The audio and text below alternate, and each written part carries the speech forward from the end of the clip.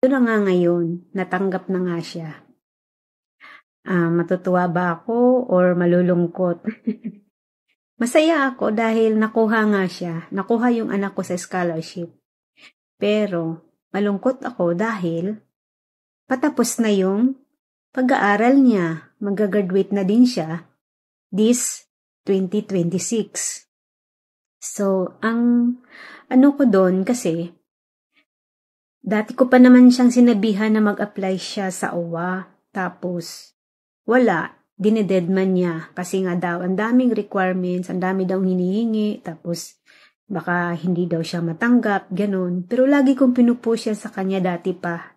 Nung nag-umpisa pa siya sa first year college na mag-apply nga. I-try mo. Wala namang masama kung i-try mo mag-apply ka dyan sa OWA. Kasi, mostly yung grado niya is line of 8 at saka may line of 9 naman.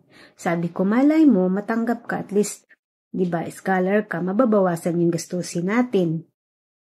So, ito na nga ngayon, natanggap na siya at nag-orient na sila, meron na silang orientation about doon sa financial assistance at saka sa tuition, at saka ano pa, yung about sa school nila bayaran.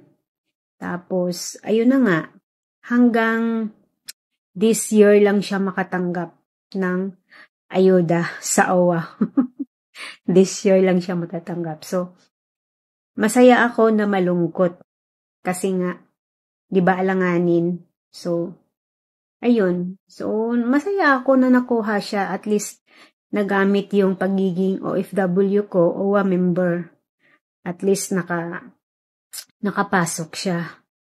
So, hindi naman totoo talaga pala yung may mga kamag-anak ka dyan or mga kalapit na kung sino-sino, mga kaibigan dyan sa OWA. Hindi po yan siguro totoo. Kasi napatunayan ko yung anak ko, wala kaming kamag-anak sa OWA, wala kaming kaibigan sa OWA. Nag-try lang siya sa online application na link na yun sa OWA. Pero sa Maynila siya, sa Quezon City siya, nabilong.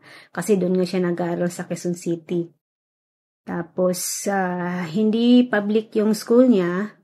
Private school naman siya. Yung iba, pag sa probinsya, ganun siguro, may kailangan mo ng mga malalapit na kaibigan o mga relatives dyan sa OWA. Pero sa Maynila, parang hindi.